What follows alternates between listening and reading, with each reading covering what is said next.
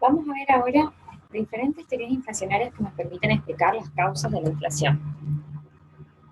Para eso, bueno, la bibliografía ya fue mencionada en el primer video, en el video introductorio sobre inflación, pero les vuelvo a sugerir que puedan leer el capítulo de Fernández Parejo, el capítulo 7, donde él explica las teorías inflacionarias desde una perspectiva histórica. ¿Sí? Así que está bueno como complemento del libro de Bajo y de Gregorio.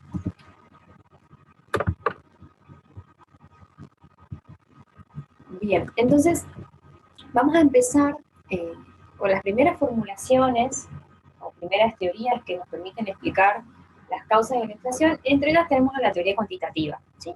Que ya la vimos cuando vimos teoría de demanda de dinero, pero vamos a focalizarnos ahora justamente en cómo la teoría cuantitativa nos permite explicar el incremento en el nivel general de precios, ¿sí? El incremento sostenido, es decir, la inflación. Entonces, bueno, si hablamos de teoría cuantitativa, sabemos que hay diferentes versiones. La primera es la formulación clásica, que la hace Irving Fisher en 1911, ¿sí? Y, bueno, este es una teoría cuantitativa con un enfoque más bien macro, ¿sí? Lo que hace Irving Fisher es explicar justamente la relación que hay entre los saldos monetarios en una economía, ¿sí? Y el nivel general de precios a partir de diferentes supuestos acerca de cómo es el comportamiento de los saldos monetarios, cómo es la evolución del nivel de producción y la relación que hay entre el valor de las transacciones, ¿sí? Que uno podría decir como el PBI nominal, si se quiere, y los saldos monetarios, ¿sí? Entonces, para empezar, lo que hace Fisher es suponer que la demanda de dinero es una demanda de saldos reales solo por motivos transaccionales, ¿sí? Es decir, nosotros demandamos dinero únicamente porque es un activo que es útil para realizar transacciones, ¿sí? Para pagar nuestras deudas, para comprar bienes y servicios, y una característica que hace que queramos demandarlo, digamos, es el desfasaje que hay entre el momento en el que recibimos nuestros ingresos y el momento en el que realizamos nuestros pagos. Entonces, como hay cierto desfasaje, nosotros eventualmente queremos tener dinero, si uno lo piensa a lo largo del mes, todo el mes, porque va a necesitar ese dinero para realizar diferentes tipos de transacciones. ¿Bien? Y ese sería el único motivo. Y además hace el supuesto de que esos saldos monetarios que dependen del motivo de transacción también estén influenciados por factores institucionales que dependen de cada economía, así que es según las características de cada economía. Y donde esos factores institucionales son, obviamente, la renta, ¿sí? La periodicidad de los ingresos, la estructura y distribución de los gastos, ¿sí? Que es lo que estuvimos hablando recién, y el grado de empleo del crédito que hay en esa economía. Y Fisher supone que esos factores institucionales están relativamente constantes en el corto plazo, ¿sí? Además, hace el supuesto de que la relación entre el valor de las transacciones, que sería P por T, si T sería el nivel de transacciones, P el nivel de precios, entonces P por T el valor de transacciones, y los saldos monetarios, que es la letra M, esa relación, ¿sí? Es relativamente constante en el corto plazo. Donde esa relación o ese cociente lo vamos a llamar velocidad media de circulación del dinero, ¿sí? Así lo defino, que básicamente nos indica la cantidad de veces que pasa de mano en mano el stock de dinero en una economía, dado el valor de las transacciones que existen en cierto periodo determinado, ¿sí? Entonces, ese es el supuesto clave de esta formulación clásica, que esa velocidad media de circulación del dinero es relativamente estable o constante en el corto plazo. Y despejando de la definición de la velocidad media de circulación del dinero, podemos obtener la ecuación de cambios de Fisher, que nos va a ser útil para entender cómo explica la inflación esta teoría. ¿Sí? Lo único que hacemos es pasar los saldos monetarios para este miembro de la ecuación y llegamos a esta ecuación de cambios o ecuación de Fisher. Bien, entonces si trabajamos sobre esa ecuación de cambios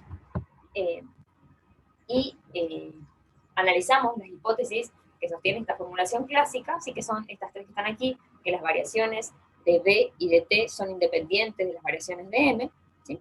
Que B y T son constantes, relativamente constantes en el tiempo, ¿sí? Y sobre todo a corto plazo. Esto, digamos, como que nos daría inicio de que, si se quiere, el nivel de transacciones es constante, si quieren pensarlo como que estamos en el pleno empleo, digamos. Entonces, en el pleno empleo, el nivel de transacciones es constante, ¿sí? Y la velocidad media de circulación del dinero también es constante. Y la tercera hipótesis es que el sentido de causalidad va de M a P, ¿sí? Es decir, variaciones de M causan variaciones en P. Entonces, considerando esas tres hipótesis, ¿sí? Y despejando la ecuación de cambio de Fisher de forma tal de poder explicar a nivel general de precios, es decir, partimos de esta ecuación de cambio de Fisher, pasamos T dividiendo por nuestro miembro, llegamos a esta ecuación, podemos ver que si si se cumplen los supuestos, ¿sí? Si D y T están constantes y si delta M causa variaciones en P, tenemos en definitiva que esta teoría nos dice que la principal causa, o la única causa en todo caso, del incremento sostenido a nivel general de precios es incrementos en la oferta de dinero. ¿Sí? Es decir, delta M causa cambios en P. ¿Sí? Bien, entonces, en definitiva, ¿qué nos dice esta formulación clásica? Nos dice que si se cumple con estas hipótesis y se demanda dinero por motivo de transacción, ¿sí? Si se cumple con esos supuestos, entonces la única causa inflacionaria es incrementos continuos en la oferta monetaria. ¿Bien? Bueno, acá está una ampliación de esa formulación clásica, incluyendo a partir de dinero en curso legal, el dinero de curso legal, perdón, los depósitos en cuenta corriente. ¿Sí? Lo único que se hace es agregar la velocidad media de circulación de los depósitos en cuenta corriente y agregar, además del efectivo, digamos, o del dinero de curso legal, agregar los depósitos. ¿Sí? Es lo mismo. Está expandida, digamos, la ecuación. Bueno, ¿cuáles son las críticas a esta formulación? Las críticas están sobre todo dirigidas a los supuestos de la teoría. ¿Sí? La principal crítica es que la velocidad media de circulación del dinero y el nivel de transacciones no necesariamente son constantes en el corto plazo. ¿Sí? Por ejemplo, si uno analiza las diferentes fases del ciclo económico, se observa la evidencia empírica, da cuenta de que el nivel de transacciones y la velocidad media de circulación del dinero no son constantes. ¿Sí? Y otra de las críticas que se hace es a los motivos por los cuales se demanda dinero. ¿Sí? Digamos, se apunta a que el motivo de transacción, o decir que solo se demanda dinero por motivo de transacción, es muy limitado y se dejan afuera otros determinantes importantes como podrían ser la tasa de interés.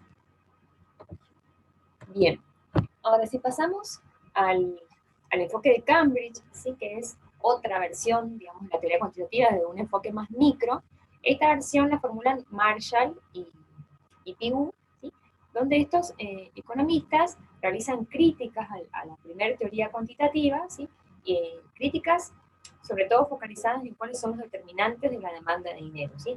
Al hacer un enfoque más micro, digamos, lo que hacen Marshall y Pigou es focalizarse no tanto en cómo la oferta monetaria afecta a nivel general de precios, no lo hacen así a nivel macro, sino que estudian a nivel micro cuáles son los determinantes de la demanda de dinero por parte de los individuos y eventualmente después terminan analizando cuál es el impacto de esa forma de pensar, digamos, en el nivel general de precios, ¿sí? Esa forma de modelizar la economía. Entonces, ellos sostienen de que no, digamos, es muy laxo considerar que el dinero es solo demandado para realizar transacciones, y en la vida real lo que ocurre es que también existen otros motivos para demandar dinero, como pueden ser el motivo de precaución, y existen otros determinantes para conservarlo, como pueden ser el costo de oportunidad, las expectativas, etc. Bueno, y la verdad es que si bien Marshall y Pigou mencionan otros factores determinantes de la demanda de dinero, no terminan formulando una teoría que relacione esos determinantes con la demanda de dinero, ¿sí? Entonces queda como incompleta, digamos, esta teoría. Pero lo que sí hace Pigou es establecer un postulado, ¿sí? Donde él modeliza de esta forma, como está en esta ecuación, a la demanda de dinero, dice que la demanda de dinero, o los saldos de dinero que desea mantener el público, son proporcionales a la renta nominal, ¿sí? Donde P por I es la renta nominal y K es la proporción, entonces, de renta nominal que demandan como dinero los individuos, ¿sí? Entonces, en el equilibrio se va a tener que esa demanda de dinero a nivel agregado es igual a la oferta de dinero. Bueno, si uno en el equilibrio reemplaza esta demanda de dinero por la oferta, llegaríamos a esta cosa que está aquí. ¿Sí? Y entonces, si uno adopta ciertos supuestos, como similares a lo de la teoría cuantitativa en su versión original, ¿sí? Consistentes en que la economía está en el pleno empleo, ¿sí? Es decir, que esta renta está relativamente constante, y también si asumimos que esta proporción K es relativamente constante, o al menos es independiente de M, donde fíjense que esta K vendría a ser la inversa de la velocidad media de circulación de dinero, si uno compara esta ecuación con la ecuación de cambios de Fisher que mostramos en el slide previos. ¿Sí? Entonces, si hacemos esos supuestos, que estamos en pleno empleo y que esta K es relativamente constante, entonces llegamos a resultados similares a partir del postulado de Pigou en comparación con el enfoque tradicional. ¿Sí? ¿Qué resultados? Digamos que variaciones de M están relacionadas con variaciones de P. ¿Sí? Es decir, que una de los determinantes que explicaría la inflación es la oferta monetaria, o el determinante, mejor dicho, ¿sí? Si se cumplen con estos supuestos. Bien. Bueno, después, si dejamos un poco de lado las teorías cuantitativas y pasamos a otra teoría, sí, que va a explicar la inflación como por el lado de la demanda agregada, ¿sí? El primer gran crítico, digamos, de la teoría cuantitativa no fue el primero, propiamente dicho, si uno hace un análisis exhaustivo y por ejemplo, lee las notas al pie de página del libro de Fernández Parejo, no fue el primero Keynes el que hizo la crítica a la teoría cuantitativa como teoría para explicar cambios para explicar los determinantes de la inflación, pero sí es uno de los más reconocidos, digamos. Keynes, en primer lugar, en su trabajo denominado Tratado sobre el Dinero, así que es de 1930, propone una explicación alternativa a la teoría cuantitativa. ¿Sí? Si analizamos las ecuaciones, el sistema de ecuaciones que plantea, ¿sí?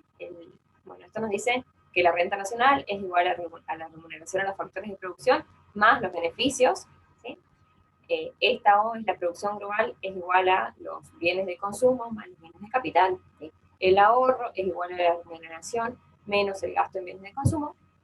La inversión es igual al gasto en bienes de capital.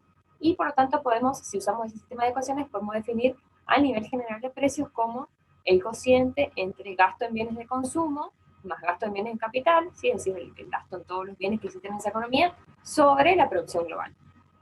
¿Sí? Y si hacemos algunos reemplazos, si reemplazamos P por C, ¿sí?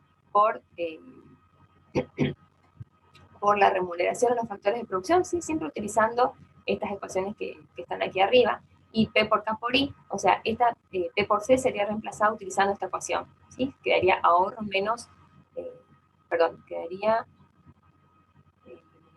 menos ahorro más remuneraciones a los factores de producción, ¿sí? Esto está aquí, menos ahorro más remuneraciones, este P por K es igual a inversión. ¿Sí? Entonces, si hacemos esos reemplazos, o sea, trabajamos con esta ecuación, llegaríamos a esta forma alternativa de expresar el nivel general de precios.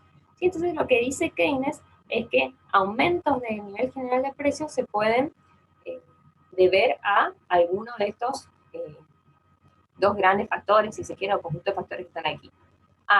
Por un lado, a que el crecimiento de la remuneración de los factores de producción está por encima de la productividad marginal, ¿sí? Es decir, que la remuneración de los factores de producción aumenta más de lo que aumenta, si se quiere, la oferta de bienes de producción de esa economía, ¿sí? Eso por un lado, y por otro lado, a un nivel de inversión superior al ahorro, ¿sí? Bueno, y si uno se pone a analizar los dos canales, digamos, por los que podría explicarse la inflación, según Keynes en 1930, él luego dice que si hacemos el supuesto de que estamos en el pleno empleo, entonces este cociente de remuneraciones sobre oferta sería aproximadamente constante. ¿Sí? Entonces se elimina este canal para explicar la inflación y que básicamente la inflación está explicada por un exceso de inversión por sobre el ahorro. ¿Sí? Entonces, ¿cómo explica la inflación? Keynes sostiene que si por alguna razón, por ejemplo, por un aumento de la oferta monetaria, cae la tasa de interés del mercado con respecto a la tasa de interés natural, ¿sí? Definiendo la tasa de interés natural como aquella tasa que permite que el ahorro y la inversión se igualen en el pleno empleo, ¿sí? Entonces, si aumenta la oferta, sabemos que eso nos lleva a una caída de la tasa de interés del mercado, entonces eso impulsa la inversión, ¿sí? Y si el ahorro se mantiene relativamente estable o cae incluso el ahorro, entonces la inversión es superior al ahorro, eso nos lleva a un exceso de demanda agregada, ya lo sabemos por el modelo ISLM que lo vimos, y eso, ese exceso de demanda agregada lleva a un incremento en el nivel general de precios. ¿Sí?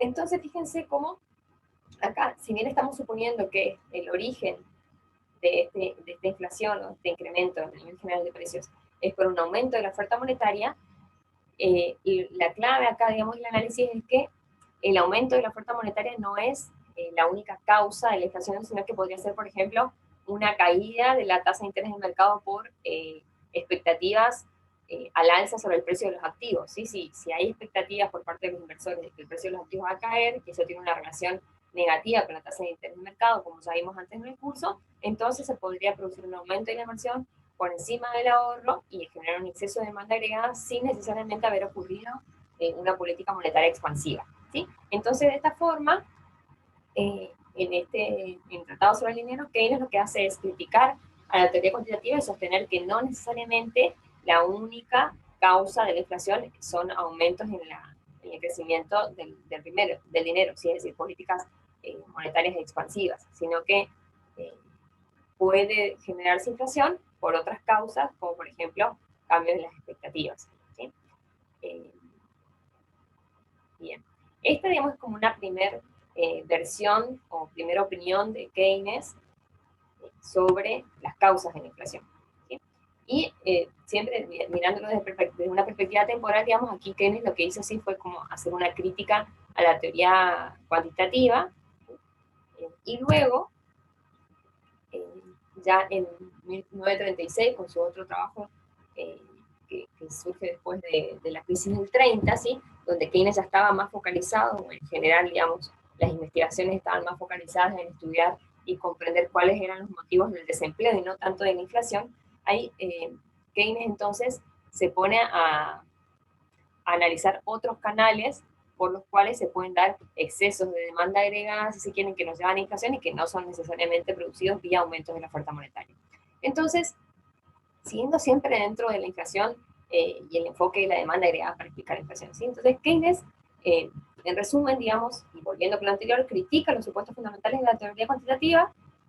Él sostiene que no son independientes la velocidad media de circulación del dinero y la renta respecto a la oferta monetaria, que no son, también sostiene que no son necesariamente constantes en el corto plazo, y en ese sentido descubre la existencia de ciertos casos donde incrementos en la oferta no impactan en el nivel de precios. ¿Sí? Por ejemplo, la conocida trampa de liquidez, que ya la vimos, y también casos de expectativas desfavorables, donde aunque se apliquen políticas monetarias, esas políticas monetarias no tienen efectos en términos reales porque hay una débil relación entre la tasa de interés y la inversión, por ejemplo. ¿Sí? Entonces, Keynes termina concluyendo que la teoría cuantitativa solo aplica a los casos donde existe pleno empleo. ¿Sí? Como se observa en este primer gráfico, que es, según Fernández Parejo, digamos, él lo denomina la versión convencional de la teoría keynesiana sobre la inflación de demanda. Fíjense que aquí el gap inflacionario se produce solo en situaciones de pleno empleo. ¿Sí? Es decir, si por alguna razón, por cualquier aumento de los componentes autónomos, digamos, de la demanda agregada se desplaza hacia la derecha, ¿sí?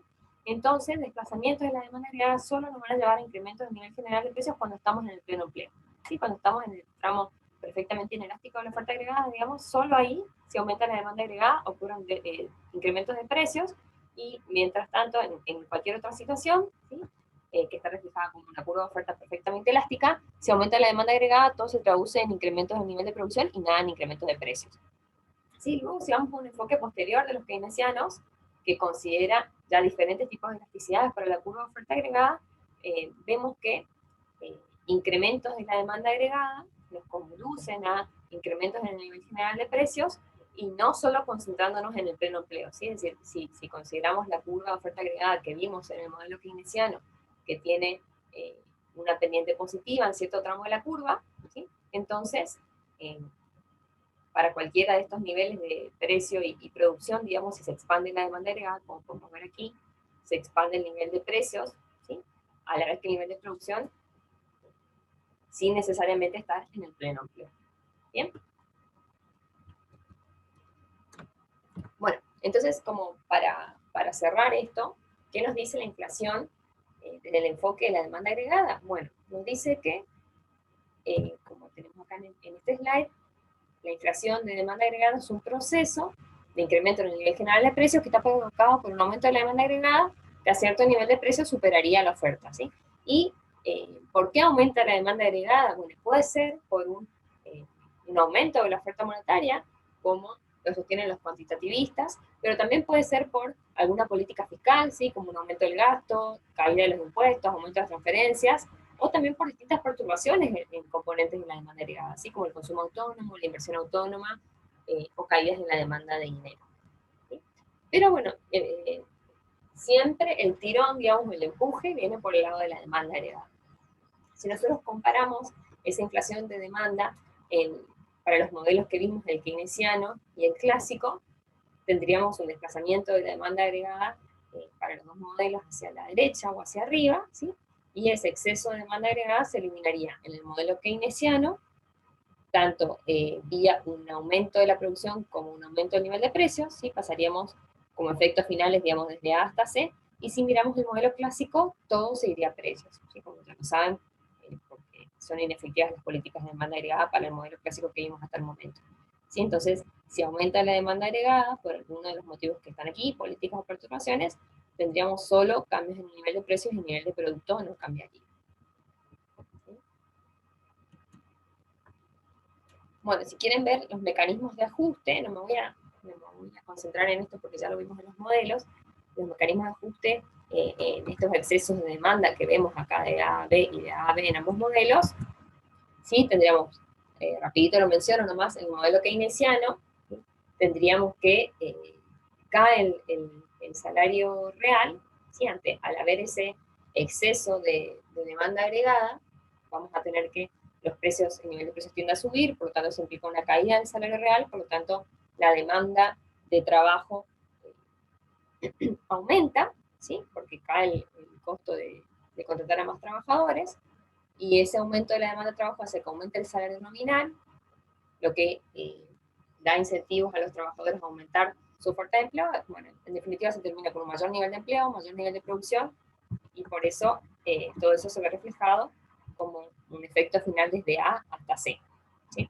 Y desde la perspectiva de los clásicos, tenemos que al existir el exceso de demanda agregada, tiende a aumentar el nivel de precios de esa economía, y eso hace que tienda también a caer el salario real, pero eso se ajusta totalmente, porque al caer el salario real y aumentar la demanda de trabajo, pero también caer la oferta de trabajo, ¿sí? Porque los trabajadores recuerden que no sufren de ilusión monetaria en el modelo clásico, entonces el salario nominal aumenta en la misma proporción en que aumentó el nivel de precios, como tal que el salario real se ve inalterado, la demanda de trabajo igual a la oferta de trabajo inicial, la oferta agregada no cambia, y por lo tanto no hay efectos reales, ¿sí? Digamos, todo el desplazamiento de la demanda se ajusta vía precios. Bien, fíjense que, como lo estuvimos describiendo hasta ahora, solo vemos un salto en el nivel de precios. Y nosotros definimos a la inflación como un incremento continuo y sostenido en el nivel general de precios, ¿sí? Entonces, un simple salto, digamos, no lo podemos, a un simple salto no lo podemos llamar inflación, ¿sí? Entonces, ¿qué tendría que ocurrir para que ese proceso sea continuo? Uno podría imaginarse que no es posible que de forma sostenida esté incrementando algunas de estas variables, como el gasto público, o cayendo los impuestos, o aumentando las transferencias, o ocurriendo perturbaciones exógenas sobre el consumo autónomo, la inversión autónoma, la demanda de dinero. ¿Sí?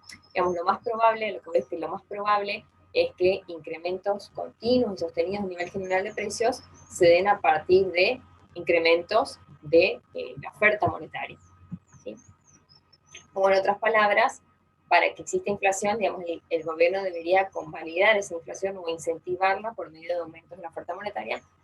Y en ese sentido es que se dice que vale lo que dice Friedman de que la inflación es siempre y en todas partes un fenómeno monetario, ¿sí? Porque es poco probable pensar que el nivel de precios esté aumentando sostenidamente a partir de cambios en las otras variables que componen la demanda agregada.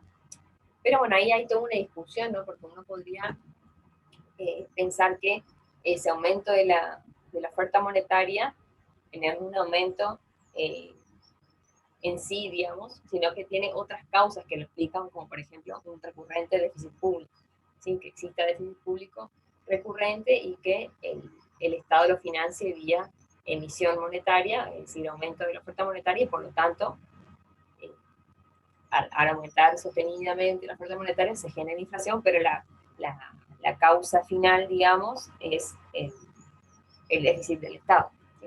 No es que se aumenta, se emite dinero por nada, sino que para financiar el fisco. Entonces el problema sería el déficit público y no el aumento de la oferta monetaria. Pero bueno, lo dejo ahí.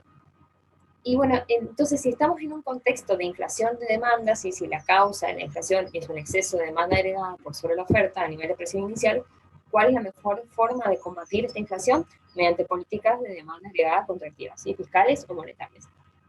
Acá, digamos, por ahí bajo hace mucho hincapié en esto, en el poder distinguir cuál es la causa, la principal causa, porque seguramente el proceso inflacionario tiene varias causas que se mezclan, ¿no? Y que se potencian, pero poder identificar cuál es la causa de base o la principal para poder dirigir las políticas a combatir esa causa, ¿sí? Y poder ser más efectivo en la política. Entonces, si es una inflación que viene empujada por la demanda agregada, entonces aplicar políticas fiscales o monetarias contractivas sería la mejor receta.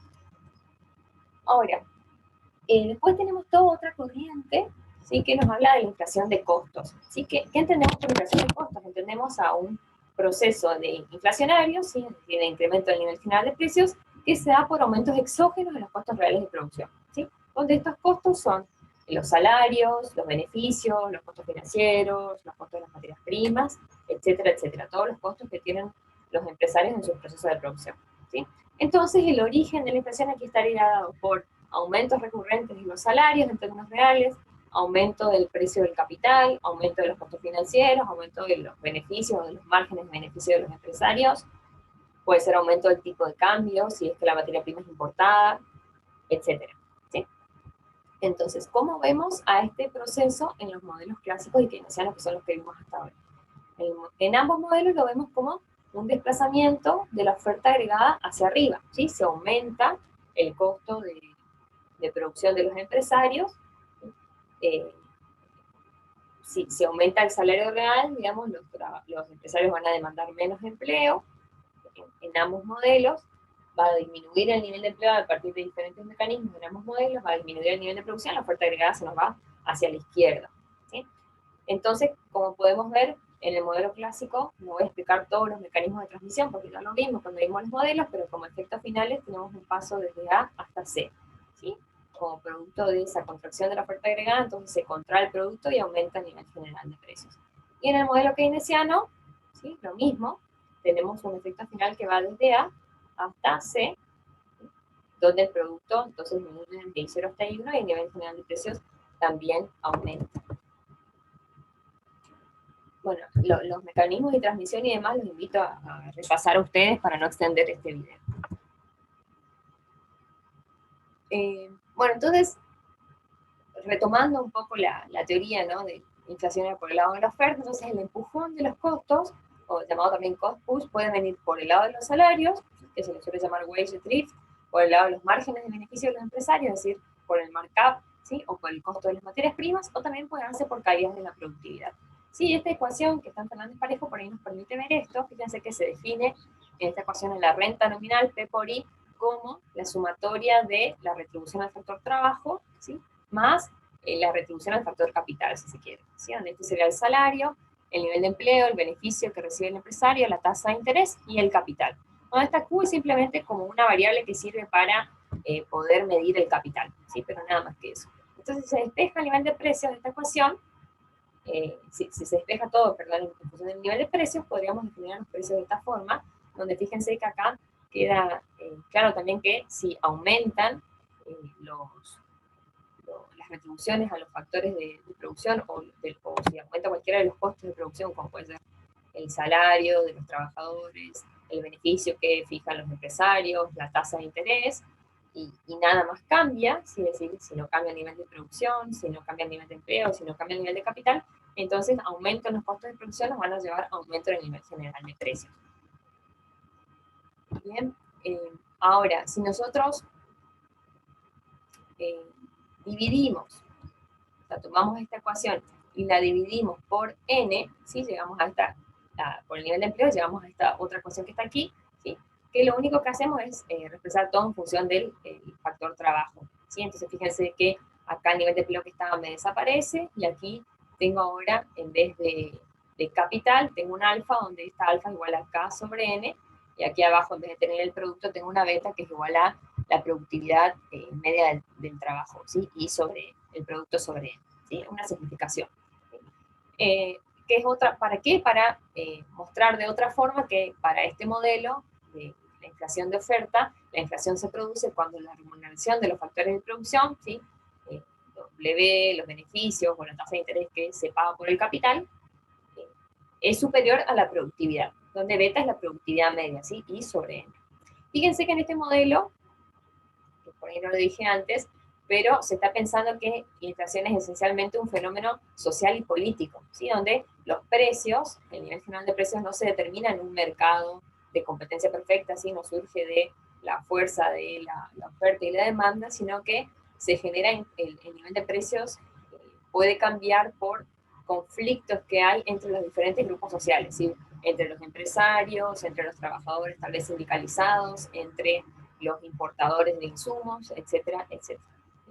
Entonces, siguiendo con esta ecuación, tenemos diferentes casos teóricos ante los cuales podría aumentar el nivel general de precios, ¿sí? Y suponemos que la productividad media es constante, ¿sí? Si esta beta es constante, como dijimos antes, si sube el costo de los trabajadores, o sea, si sube el salario, sin reducirse las remuneraciones a los otros factores de producción, ¿sí?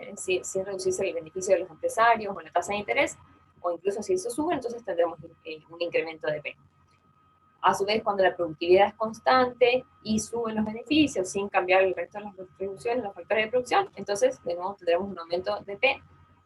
Y cuando tenemos caídas de la productividad media, ¿sí? Caídas de beta, sin ser compensados por caídas en la retribución a los factores, también tenemos un incremento de P, ¿sí? Entonces, digamos, comparamos las variaciones de la retribución a los factores de producción o de los costos de producción contra la productividad de esos factores.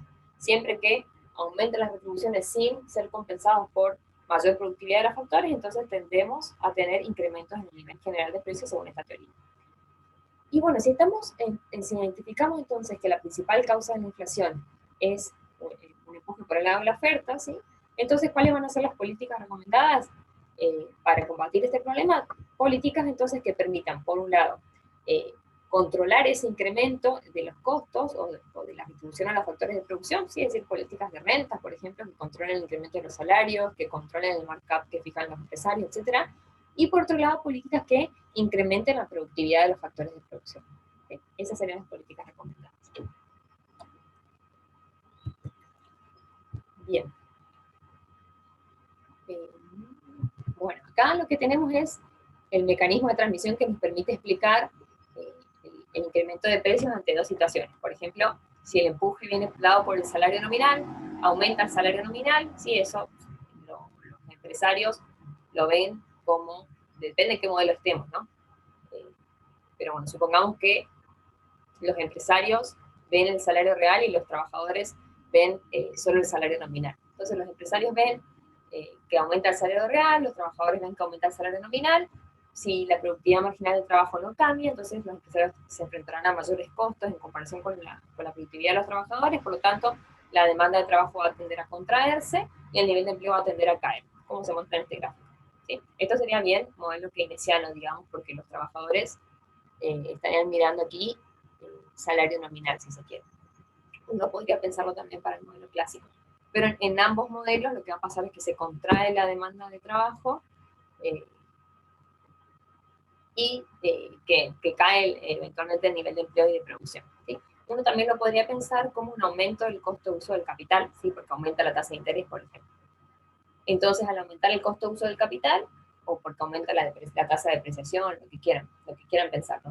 del componente del costo de uso del capital. Entonces, cae el stock de capital deseado, entonces los trabajadores son menos productivos, ¿sí? Cae la productividad marginal del trabajador, entonces la demanda de trabajo, dado el costo salarial, se contrae, ¿sí? Se desplaza hacia abajo, cae el nivel de empleo y el nivel de producto vía la función de producción.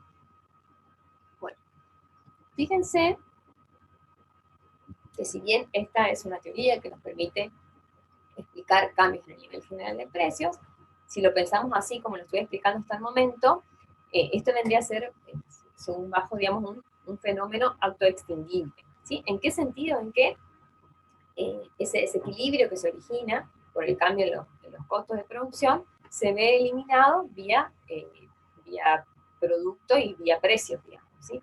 Es decir, solo ocurre un salto en el nivel general de precios. Y ya dijimos varias veces que un simple cambio en el nivel general de precios que no es sostenido, no es continuo, no es inflación. ¿Sí? Entonces, en ese sentido, Bajo dice que es un fenómeno autoextinguible y que sigue valiendo el concepto de Friedman, ¿sí? Es decir, que para que sea continuo el aumento del nivel de precios, tiene que haber algo como el Estado que está convalidando ese aumento. Y en este caso, bueno, la solución, dijimos, es una política de oferta agregada expansiva, ¿sí? ¿Qué pasaría si, por el contrario, aplicamos políticas de demanda contractivas? En este caso, estaríamos agravando el problema del desempleo, ¿sí? Y de la brecha de producto también, ¿sí? Fíjense, si estábamos en un punto inicial de equilibrio como este y cae la oferta agregada por algún motivo, lo que nos lleva a un aumento del nivel de precios, si nosotros aplicamos políticas de demanda contractivas, vamos a bajar el nivel de precios, pero vamos a aumentar la brecha de producto y el desempleo, ¿sí? Es decir, pasaríamos de una situación como estábamos inicialmente en este punto, con este nivel de producto y un nivel de empleo asociado. Si se contrae la oferta, estaríamos en nivel de producto y de empleo más chiquitito. Y si como remedio aplicamos una política de demanda contractiva, vamos a terminar en un nivel de producto y empleo todavía más chico, ¿sí? Entonces, no sería recomendable atacar este problema con políticas de demanda contractiva. Si bien lograríamos disminuir el nivel de precios, estaríamos aumentando el desempleo. Bueno, una teoría de inflación de costos, en particular, que podríamos ver, es la teoría de la nueva macro keynesiana, ¿sí? Es decir, el modelo llamado modelo de inflación como conflicto. Este modelo consiste básicamente en la pugna o en la pelea que hay entre los diferentes sectores de una sociedad por la distribución de la renta nacional. En este modelo vamos a ver que el impulso de la inflación puede originarse en aumento de las presiones oligopólicas, ¿sí? Es decir, que los empresarios aumenten sus márgenes de beneficio, aumentos en las tarifas, en el tipo de cambio, cuando consideramos insumos que son importados, o aumento de los salarios, ¿sí? Es decir, vamos a suponer que los trabajadores están sindicalizados, entonces el mayor poder o presión sindical puede llevar a inflación. Una nota al pie que hacemos es que, de nuevo, para que ese aumento en el nivel de precios que sostiene este modelo sea persistente, esa puja que se da entre los sectores debería ser constante, o bien debería haber otro actor dentro de esa economía, como puede ser el Estado, que está convalidando ese aumento del nivel general de precios. Bueno, una característica importante de este tipo de modelos es que no vamos a considerar mercados de competencia perfecta, sino que por todo lo contrario, digamos, vamos a suponer que existe competencia imperfecta y que los actores se juntan, es decir, los trabajadores por un lado y los empresarios por otro lado, si quieren también, se juntan y negocian. En particular vamos a ver negociaciones de salario, digamos, pero también negociaciones de salario, también mecanismos de fijación de precios que no tienen nada que ver con mercados de competencia perfecta. ¿Sí? Es decir, vamos a suponer que los precios no se fijan como un mercado de competencia por fuerza de oferta y demanda, sino que son determinados por los empresarios siguiendo una regla, costo variable más un margen de beneficios, y por otro lado los trabajadores no ven a su salario nominal como algo que surge del mercado, sino que negocian cierto nivel de salario en base a ciertas reglas, como lo vamos a ver ahora. ¿Sí? Pero en definitiva, entonces son mercados de competencia imperfecta. Bueno, ¿qué supuesto vamos a hacer? Vamos a suponer en primer lugar que existen dos grupos sociales, los trabajadores por un lado y los empresarios. Esos grupos tienen aspiraciones, ¿sí? Los trabajadores desean cierto salario real y los empresarios desean cierto margen sobre el costo de producción. Vamos a analizar el modelo como un modelo con tres bloques. Por un lado vamos a ver cómo los trabajadores negocian los salarios, por otro lado vamos a ver cómo los empresarios fijan los precios, y por otro lado vamos a ver cómo se determina el empleo. ¿Sí? Entonces, siendo primero lo que son los trabajadores, suponemos en este modelo que los trabajadores negocian periódicamente el salario real en función del poder de negociación sindical. Entonces, ese poder de negociación sindical vamos a suponer que depende de la tasa de desempleo. Cuanto más chiquitita es la tasa de desempleo, mayor es el poder sindical y mayor es el poder que tienen para influir en el salario y mayor es el salario que pueden negociar. ¿Sí? Y ese salario que negocian o que pretenden en términos reales depende del nivel de precios, obviamente, si es un salario real. Y suponemos que los sindicatos, el salario real que observan, o el nivel de precios en realidad que tienen en cuenta para negociar el salario, es una expectativa de nivel de precios, ¿no? Y vamos a hacer el supuesto de que esas expectativas son adaptativas. Es decir, no son racionales como ya habíamos antes, sino que son adaptativas. Es decir, eh, los sindicatos básicamente migran el nivel de precios que hubo en el periodo previo y suponen que ese va a ser el nivel de precios en el futuro. Y luego, si cometen algún error, corrigen siempre mirando el pasado, ¿sí? Como un promedio de los índices de precios pasados, si se quiere, dando mayor ponderación a los niveles de precio más cercanos a su negociación actual, ¿sí? Es decir, por ejemplo, si negocian para el segundo semestre del 2020, tienen en cuenta el nivel de precios del primer semestre del 2020, del año 2019 y del año 2018, por decir algo. Hacen un promedio del nivel de precios, ¿sí? Entonces, los sindicatos, o sea, los trabajadores sindicalizados, tienen aspiraciones sobre un nivel de salario real y negocian ese salario real, entonces, este W sobre P, en función de una expectativa de nivel de precios, y esa negociación depende de la tasa de desempleo. Cuanto mayor es el desempleo, menor es ese salario real que pueden negociar. Donde definimos la tasa de desempleo como la diferencia entre el nivel de empleo de pleno empleo y el nivel de empleo efectivo. ¿Sí? Entonces podemos llegar a esta ecuación, ¿sí? Que la llamamos el salario real negociado, que entonces nos dice que el salario real que negocian los sindicatos depende de la tasa de desempleo. ¿Sí? Presenta una relación inversa con la tasa de desempleo y siempre recordando que las expectativas sobre el nivel de precios son adaptativas, no son racionales.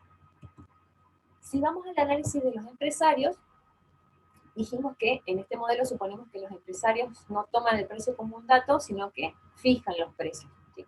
¿Y cómo van a fijar los precios? Van a fijar los precios considerando el costo medio variable y aplicando un margen sobre el costo, donde dentro de ese margen podemos considerar que están, aparte de los beneficios de los empresarios, también los costos fijos. ¿Sí? Entonces, ¿cómo definimos la ecuación de precios? Como este W sobre productividad PML es la productividad media del trabajo, ¿sí? Es decir, I sobre L, como está aquí, ¿sí? Entonces, W sobre la productividad media del trabajo no es otra cosa que el costo medio variable, ¿sí? Si ustedes reemplazan productividad media del trabajo por I sobre L, nos quedaría W por L sobre I. ¿Sí? Entonces, el costo medio del trabajo o el costo medio variable. Entonces, fíjense que el precio es igual al costo medio variable más un margen. Entonces, esta letra guía da cuenta de ese margen, de ese marcado. Entonces, ese es el mecanismo por el cual los empresarios fijan los precios. ¿Sí? ¿Sí? Fíjense entonces que lo que los empresarios hacen es fijar cierto margen, tomar el salario que han negociado con los trabajadores y en base a eso y la productividad media de esos trabajadores, fijan el precio. ¿Sí? Entonces, nosotros podemos despejar el salario real de esta ecuación de los empresarios y llegaríamos a esta expresión que está aquí, ¿sí? Donde a esta expresión la vamos a llamar salario real pagado. Que fíjense, o sea, este es el salario que realmente se termina pagando en el mercado en función de lo que fue negociado con los sindicatos, la productividad media de sus trabajadores y el margen. Entonces el salario real depende de cuán productivos son los trabajadores, cuanto más productivos, mayor es el salario real, y depende del margen que fijen los empresarios. Cuanto mayor es ese margen, menor es el salario real. Fíjense que este salario real, que es el efectivamente pago en el mercado, no tiene por qué coincidir con el salario real negociado, ¿sí? Porque el salario real negociado es lo que negocian los sindicatos, dijimos. Por otro lado, después los empresarios toman ese salario nominal y determinan cuál va a ser el precio, y entonces, una vez que fijan el precio, se determina realmente cuál es el salario que se termina pagando en el mercado. ¿Sí? Y esos dos conceptos entonces no tienen por qué coincidir. Son coincidentes cuando son compatibles las aspiraciones de estos dos grupos, pero no tienen por qué coincidir como lo vamos a ver ahora. Uno, a partir de esta ecuación, ¿sí? Si podría obtener las distribuciones del ingreso entre estos dos grupos sociales. ¿Sí? Fíjense. Sí. Si uno divide esta ecuación de precios, que está aquí arriba, la 1, por P, ¿sí? todo esto por P, acá tendríamos 1 igual a, y acá aplicamos propiedad distributiva, llegaríamos esto hasta aquí, ¿sí? El salario real dividido la productividad media de los trabajadores, y por otro lado, el margen dividido la productividad media de los trabajadores. Entonces esto nos vendría a indicar aproximadamente cuál es la distribución de la renta, renta nacional total entre los trabajadores, o en otra palabra, cuánto se llevan los trabajadores de renta nacional, y por otro lado, cuánto se llevan los empresarios. Perdón, aquí lo que tenemos que hacer para llegar a esta distribución de la renta es descomponer esta productividad media, porque, que es igual a I sobre L, ¿sí? Si uno lleva la L para este lado y después despejando la renta, ¿sí? Ahí llegaríamos a esta expresión que está aquí, ¿sí? Ahí me confundí. Pero en todo caso, después si lo hacen y tienen dificultades para llegar a la ecuación, avísenme y les paso un apuntecito. Bueno, y un tercer supuesto, digamos, que se hace en este modelo es que el nivel de empleo en la economía está determinado por la demanda agregada, ¿sí? ¿Por qué? Porque el nivel de producción sale de la igualdad con la demanda agregada, digamos, vale el modelo ISLM, si se quiere, entonces se define al nivel de empleo a partir de esta ecuación, ¿sí? Donde el nivel de empleo es igual a la renta sobre la productividad media de los trabajadores. Fíjense que es como una tautología, digamos, porque productividad media de los trabajadores es I sobre n, entonces se nos cancelan las i, digamos, y nos queda n igual a n. ¿Sí? Pero lo importante, lo que tiene que quedar claro es que para este modelo la producción viene determinada por la demanda agregada, ¿sí? Bien al estilo keynesiano, digamos. Entonces, si miramos el funcionamiento del modelo, gráficamente, usamos las dos ecuaciones que recién desarrollamos, ¿sí? Por un lado, el salario real negociado, que nos indica el comportamiento de los trabajadores, y por otro lado, el salario real pagado, que nos indica el comportamiento de los empresarios. Entonces, utilizamos esas dos ecuaciones y las graficamos dentro de lo que es el mercado de trabajo, digamos, en función del salario real. Vamos a tener que el salario real pagado, entonces va a ser como una línea recta, ¿sí? Que nos va a determinar cuál es el nivel de salario que realmente se paga en ese mercado de trabajo, y fíjense que es independiente del nivel de empleo. ¿Sí? Si vuelvo a la ecuación, fíjense que no depende del nivel de empleo, sí depende de la productividad de los trabajadores, pero no del nivel de empleo. Entonces, lo sintetizamos, o lo graficamos, mejor dicho, como cuando lo graficamos respecto a estas variables, ¿no? Como una curva perfectamente elástica, si quiero, una línea recta, que determina cuál es el salario que se termina pagando en este mercado. Y en cambio el salario real negociado sí depende del nivel de empleo, porque dijimos cuanto menor es la tasa de desempleo, mayor es el salario real que pueden negociar esos trabajadores, ¿sí? Entonces lo simplificamos como una ecuación lineal, digamos, que tiene pendiente positiva respecto al nivel de empleo, ¿sí? O mayor es el salario real que se puede negociar, cuanto mayor es el nivel de empleo. Entonces, una vez que tenemos una curva de salario real negociado y una curva de salario real pagado, vamos a ver que cuando se intersectan las dos curvas o las dos ecuaciones, tenemos compatibilidad de aspiraciones entre empresarios y trabajadores, ¿sí? Cuando se intersectan, entonces nos determina que este es el salario real que se paga en el mercado y es compatible con las aspiraciones de los trabajadores. Y por lo tanto, el nivel de empleo de esta economía es este N0. Ahora supongamos que por alguna razón aumenta la demanda agregada, ¿sí? Digamos, piensen en todo lo que implica el modelo ISLM, pero bueno, eventualmente termina aumentando el nivel de empleo y de producto, ¿sí? Entonces, si ocurre eso, ya sea por alguna política o por algún shock, vamos a terminar en un nivel de empleo relativamente más alto, ¿sí? Estaríamos, por ejemplo, en un nivel de empleo como este N1, ¿sí? Entonces analicemos qué pasa a ese nivel de empleo N1. Vemos que a ese nivel de empleo, como la tasa de desempleo es relativamente más baja que en N0, los sindicatos tienen mayor poder de negociación y por lo tanto, dado el nivel de precios, su expectativa de precios, negocian un mayor salario nominal, un salario nominal W1, digamos, ¿sí? Entonces, negocian y los empresarios le conceden. Pasamos a un W1 sobre P0, es decir, estamos en este punto del salario real negociado. Ahora, ¿qué implica eso para los empresarios? Los empresarios le conceden ese mayor salario nominal, pero como la productividad de esos trabajadores no cambia, entonces ellos directamente incluyen ese mayor salario nominal en su ecuación de salario real pagado y aumentan el nivel de precios en consecuencia, en una misma proporción. Entonces, en realidad lo que está ocurriendo es que los empresarios lo que hacen es traducir todo ese incremento del salario nominal en un aumento de precios y por lo tanto el salario real en realidad no cambió y estamos en este punto de nuevo. Entonces, el salario real no cambia y el nivel de empleo de esa economía no cambia. ¿Por qué? Entonces, porque los empresarios ajustan los precios en la medida en que aumentó el salario nominal. Pero fíjense que entonces en ese proceso que ocurre, en este caso por un aumento de la demanda agregada, tiende a subir el nivel de precios y el nivel de empleo no cambia. ¿Sí? ¿Por qué sube el nivel de precios entonces? Porque hay una puja por la distribución de la renta, porque los trabajadores al ver que tienen mayor poder de negociación sindical, entonces negocian mayores aumentos nominales de salario, o son mayor salario real, los empresarios le dan un mayor salario nominal, y los trabajadores creen que tienen mayor salario real porque ellos miran los precios del nivel previo, si tienen expectativas adaptativas, pero en realidad los empresarios subieron el nivel de precios, por lo tanto el salario real no cambia, y cuando los trabajadores se dan cuenta eventualmente, ¿sí?, que volvieron a un nivel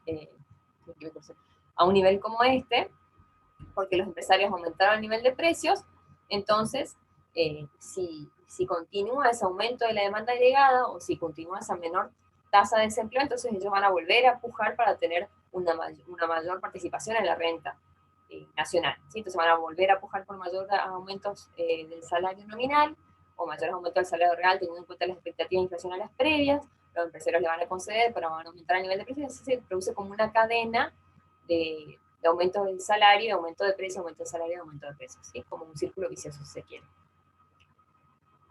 Bien. Bueno, esta que dice aquí zona de conflicto es porque no son compatibles las aspiraciones de ambos grupos sociales y eso hace que no estemos en un equilibrio, digamos. ¿Cómo se resuelve ese equilibrio? Los empresarios aumentan los precios y volvemos aquí. ¿Sí?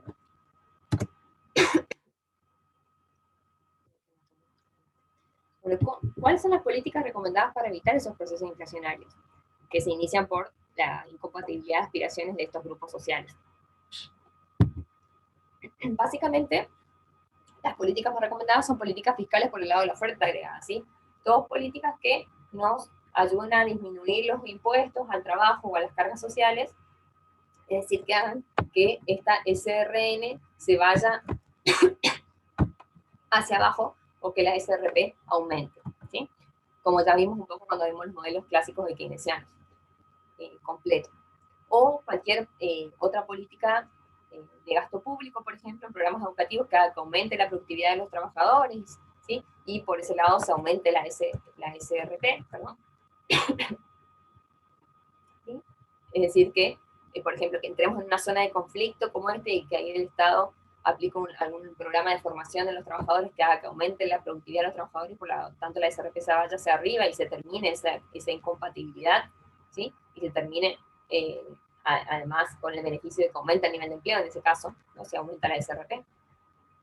O cualquier política de rentas, es decir, que se busque algún acuerdo social sobre los incrementos del nivel del salario nominal y real, y que implican desplazamientos de la SRN hacia abajo.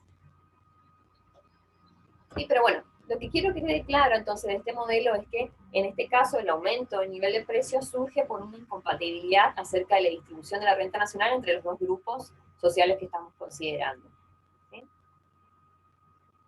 Donde esa incompatibilidad, en este caso, digamos, se da por algún cambio, alguna perturbación o alguna política que hace que aumente el nivel de producción y por lo tanto aumente el nivel de empleo y caiga la tasa de desempleo.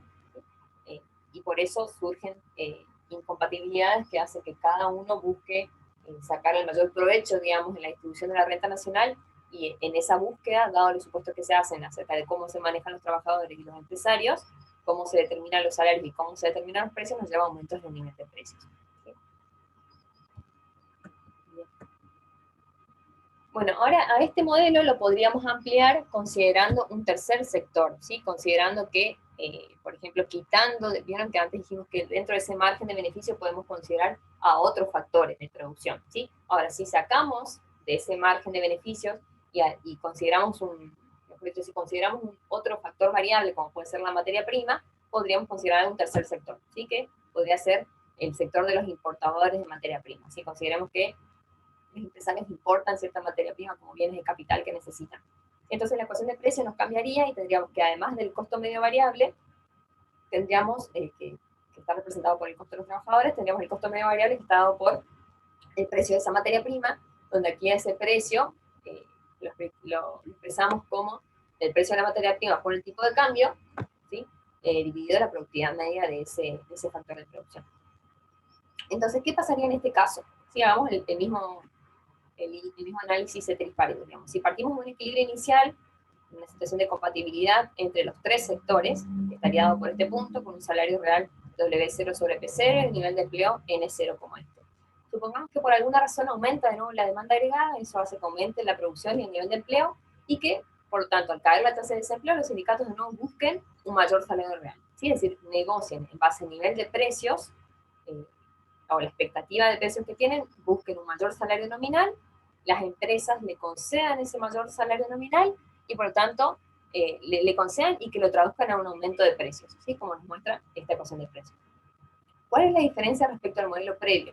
Fíjense que en este modelo el trabajo no es el único factor variable, sino que tenemos el precio de las materias primas también. Entonces, en este caso, al aumentar el salario nominal, el nivel de precios cambia, pero no cambia en la misma proporción que el aumento del salario nominal. Cambia en una proporción relativamente más chiquitita, ¿sí? Entonces, no tendríamos un salto, si se quiere, como en este modelo, un paso, digamos, de este N0 a esta incompatibilidad, sino que tendríamos sucesivos desplazamientos de la curva SRP hacia arriba, ¿sí? Que nos estarían mostrando aumentos del salario real, ¿sí? Supónganse que este punto, sin el desplazamiento de la SRP, digamos, este punto es análogo a este, ¿sí?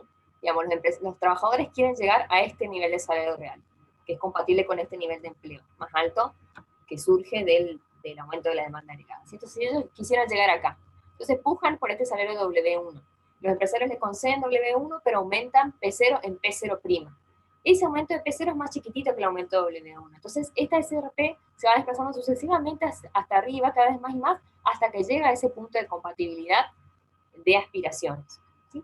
Ahora, este nuevo equilibrio, entonces quiero que quede claro por qué se va desplazando la curva hacia arriba. En este caso se va desplazando, vuelvo a repetir, porque la mano de obra no es el único factor de producción, ¿sí? No es el único costo variable, sino que es solo uno, y por lo tanto al aumentar el costo de la mano de obra aumenta el precio en una proporción relativamente más chiquitita, dada la forma en la que estamos fijando los precios acá, que suponemos que se fijan, ¿no?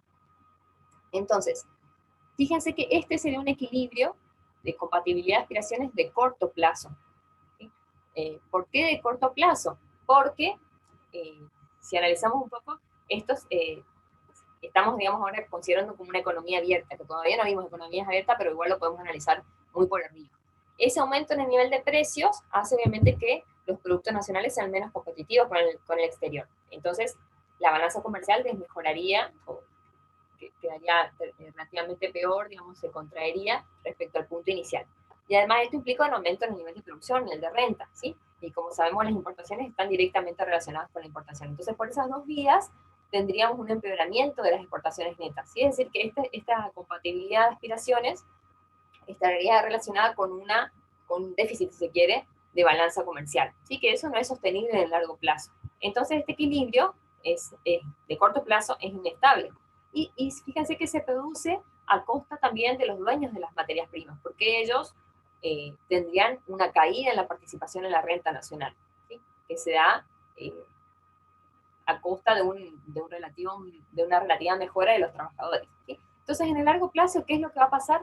Que vía diferentes formas de ajuste que dependen del régimen cambiario, se va a eliminar ese déficit comercial, ¿sí? O sea, van a volver a aumentar las exportaciones netas, por ejemplo, a partir de un aumento del tipo de cambio, y de esa forma eventualmente se va a terminar en el nivel de empleo inicial, ¿sí? Pueden pensarlo como tipo de cambio flexible, un régimen de tipo de cambio flexible, donde tenemos un empeoramiento de las exportaciones netas. Eso nos va a llevar a que tienda a aumentar el tipo de cambio, que lo tenemos aquí, y eso va a hacer que tienda a aumentar el nivel de precio y que el salario real caiga, es decir, la SRP se vuelva hacia abajo y se vuelva a nivel de empleo inicial, ¿sí? Entonces sería en definitiva, en el largo plazo volveríamos al punto inicial con un salario real igual al inicial y un nivel de empleo igual al inicial.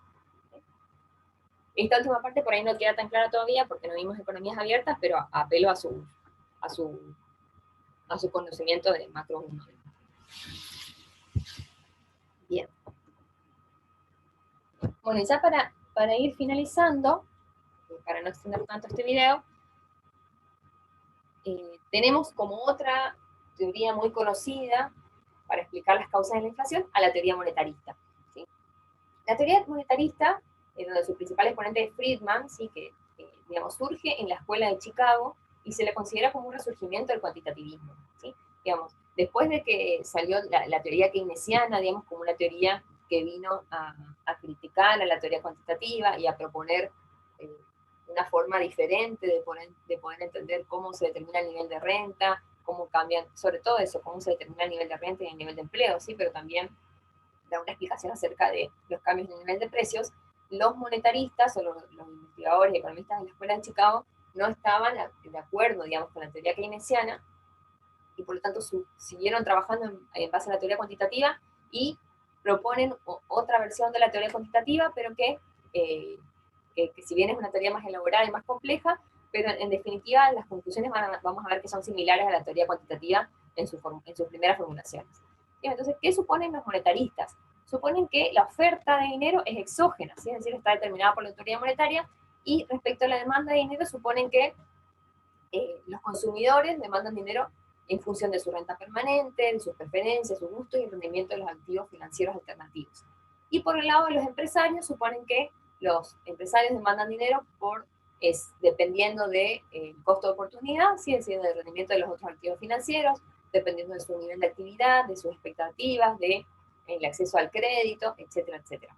Entonces modelizan a la demanda de dinero como una función que depende de el rendimiento de los activos financieros alternativos, como pueden ser los bonos, las acciones, de la renta permanente, del cambio en el nivel de precios y de otros factores.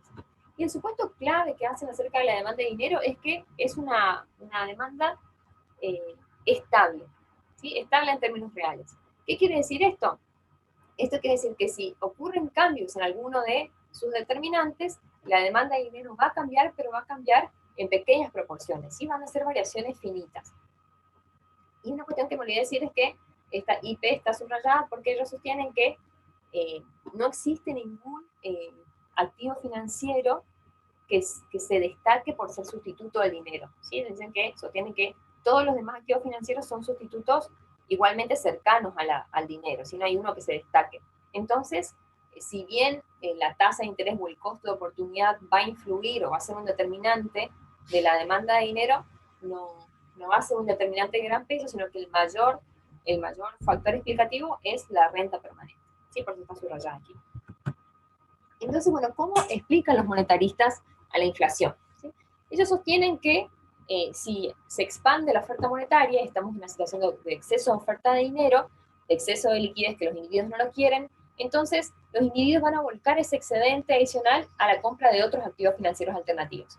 Entonces el precio de esos activos financieros, siempre, digamos, se supone que los individuos primero van a los activos más líquidos, ¿sí? Y luego a los menos líquidos y más rentables. Pero bueno, no importa. Van a ir demandando activos financieros alternativos, el precio de esos activos va a tender a aumentar, la tasa de interés va a tender a disminuir, esto va a tener un efecto expansivo en la inversión y por lo tanto a corto plazo va a tender a aumentar el nivel de producto. Eso sostienen en el corto plazo. Pero en el largo plazo para ellos vale la neutralidad del dinero, ¿sí? Es decir, en el largo plazo siempre la economía tiene a su nivel de producto de producción natural, entonces toda expansión de la oferta monetaria no se va a ajustar en términos de cantidad, sino que solo en términos de precios. ¿Sí? Entonces, en definitiva, los efectos de una expansión de la oferta monetaria van a ser, en el corto plazo, un ajuste vía producto y vía precios, y en el largo plazo, solo un ajuste vía precios. ¿Sí? Es decir, vale la neutralidad del dinero. Entonces, ¿cuáles son las implicancias? Las implicancias son de que para la teoría monetarista, entonces la principal causa de la inflación es un aumento en la cantidad de dinero, o sea, una expansión de la oferta monetaria, y por lo tanto, ellos sugieren que la mejor política que se puede aplicar para controlar la inflación es una política de regla respecto al crecimiento de la cantidad de dinero, y donde esa regla tiene que ser, no tiene que ser del tipo discrecional, ¿sí? Es decir, se tiene que anunciar previamente al público cómo va a ir creciendo la cantidad de dinero, y esa regla tiene que ser creíble, ¿sí? Es lo que se llama el Friedman Money Rule.